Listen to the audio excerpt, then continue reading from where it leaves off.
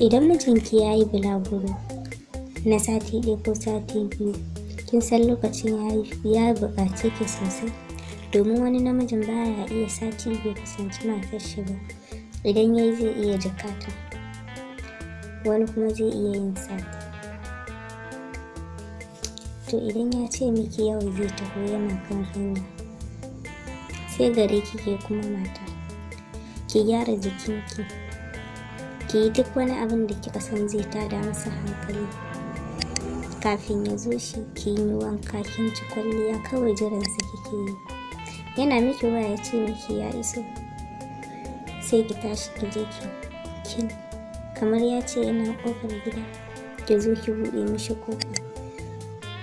Kina zuwa kika buɗe mishi ƙofa, yi tsallen albarka, ki ɗale jikin shi, ki damarmare abinki, ki yi kisin ɗin shi, ki nuna murnar ki sosai yadda shi ma zai ji lallai kin yi misin ɗin shi.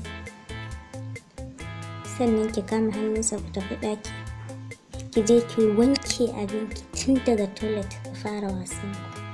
Ki yi wanka, ki mai wanka ku fito.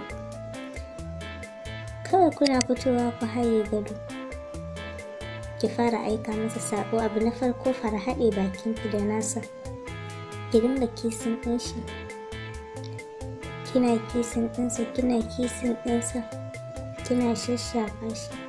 Ki kama wannan Ali ya tashi, kina mulmula ta, kina ɗan samu ɗan kannan kina mulmula shi, kina ɗan daddana shi, kina kisin ɗin shi, kina shashafa duk wani ilahiri na jikinsa, kina tsotsa, kina sai ki zare bakinki daga nasa, sai ki ɗaga aliyarsa ki sa ta a baki, kina tsotsarta, za ki ji ya ji daɗi a ran shi. Kina tsotsa, kina jijjiga ta, kina tsotsa, kina mulmula shi, za ki ji inda ihu ma a wannan lokacin zai iya yi miki saboda daɗi, an daɗe ba a haɗu ba. Kina tsotsa, kina tsotsar abarsa, kina shashafa jikinsa, kina zuro hannunki ta sama, ki kama kan nonon shi, kina ɗan lailaya shi, kina ɗan mulmula shi. Za ki ga da hankalinsa ya tashi. Sannan sai ki fitar, ki dawo saman, ki sa nonon shi a bakinki, kina tsotsa, kina jujjuyawa. A haka duk da yake baki tada mishi hankali. Sannan sai ki ɗauko abar da kanki, ki seta masa ita a gabanki ya sa. Idan ya sa ya ji daɗi, ya sa yadda ya kamata, ya sa ya ji daɗi, ya ringa shigarki kina nishin daɗi.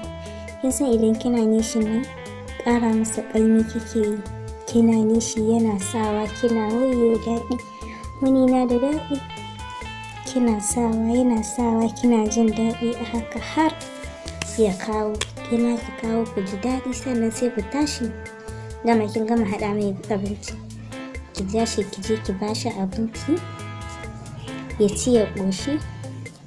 Ki kasance kin sa kayanki mai kyau, kin fesa turare, jikinki dai ya zamana yana ta ƙamshi.